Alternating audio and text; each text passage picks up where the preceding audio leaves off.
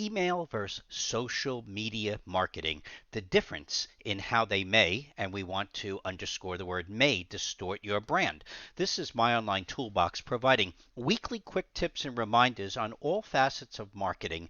And in the last week, we were discussing mostly how there's these done for you services where, for Facebook specifically, that people want to try something for free, try something for just a few bucks, and they'll usually be offered something that says there's no risk. We want to always remind people there is a risk, not financially, but your brand. And when you lose your branding, that's much bigger than losing any amount of money, especially in the short term.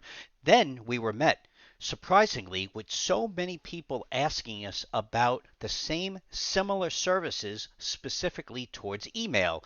Similar topics of, will offer you X amount of days or months of free email marketing or inexpensive email marketing. And people were asking us, what specifically is the difference? And we want to answer you right here so you're aware of those differences. First, we always assume many of you are swamped, but you still need a plan. So what happens is that because you're swamped, many of you will try something quick and inexpensive, but you forget that you may be compromising your brand. We want to remind you that, of course, the majority of you aren't worried about little work today with no leads. So we're going to take that away.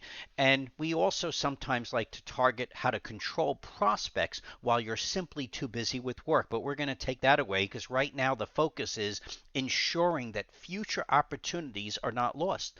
The problem is if you inadvertently diminish your brand simply because you're so busy that you outsource it to the quickest, cheapest alternatives, you may inadvertently be losing those future opportunities because people slowly disconnect with you because you're annoying them. That's a good word we like to use, annoying them with posts, any type of updates that are irrelevant to your direct business. And in our case, to make a point, when we are doing these weekly posts, we put them on various different social media, and we're going to just show you, here's an example of the most recent topics we've been doing on YouTube, and the last two, this will be the third, are targeting the branding topic as it relates to social media. But then if you go to our Facebook page, you'll see a very similar post, but we realize that when people are on YouTube, how they may be navigating our YouTube channel is completely different than how they may be navigating us on, or My Online Toolbox, on our Facebook page. They might be looking at the posts, but they may be looking at upcoming events. We are actually speakers, speaking for 3 events, by the way, at the most upcoming JLC event that's happening in a few weeks in August. But our point is we maintain consistency with our image and the quality, but everything we do, everything, is directly related to our business. We do not post nonsense on all of the things that we could just randomly bring up a topic, but it's not a direct impact towards exactly what we do on a daily basis. And that's what we're seeing. But now, when you compare these topics on social media versus email, what we want to remind you is there is a big difference. When you send an email to someone, let's assume you have an email post, and I'm going to call it nonsense or garbage, but it's not related to your business. So you make a post online, Facebook, YouTube, Instagram, doesn't really matter, and you do the same nonsense or garbage in an email. The difference is when you send an email to someone, if it's garbage, they're simply going to delete it and it's gone forever.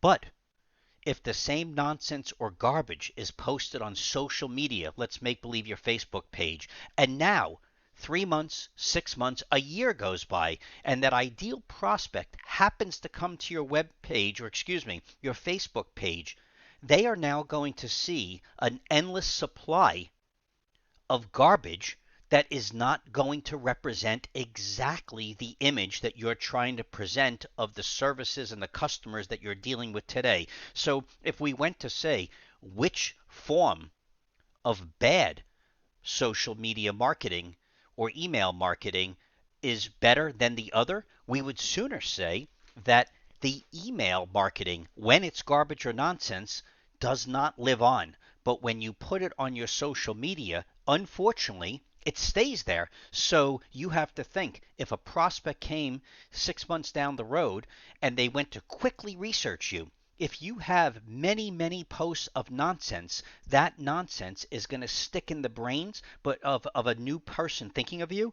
But the emails are not living on to impact that particular prospect. So if we went to say where to be more sensitive to how you do your posting, definitely be more critical and sensitive to what's done on social media because it stays forever, almost like making a change to your website. It's permanent. So just be cautious with the email. Obviously, be cautious too, but be aware that it doesn't live on other than whomever you directly sent it to. But they could delete it and it does not stick as long as the other topics do on Facebook, YouTube, Instagram, and so forth. This is my online toolbox reminding you that both email and social media postings should be treated with care as it relates to not distorting your brand. And don't be swayed based on the lack of time because you do have it. You just have to be better at your time management. But when it comes to trying something for nothing, for free, $1, $5, it really doesn't matter what the number is. You are gambling. It's better to go to Vegas. Just spend the money, $100, $500, $1,000. Go brag to your friends that you blew the money. But remember, that is a direct financial gamble. But when it comes to email and social media marketing, the difference is that you're gambling and distorting your brand. So be ultra sensitive to this topic in order to maintain the quality of your image regardless of how busy or not busy you are. This is my online toolbox reminding you to either like us on Facebook, subscribe to us on a YouTube channel, and never forget to start planning yesterday for next year's marketing and profits. Have a healthy week, and we will see you next week.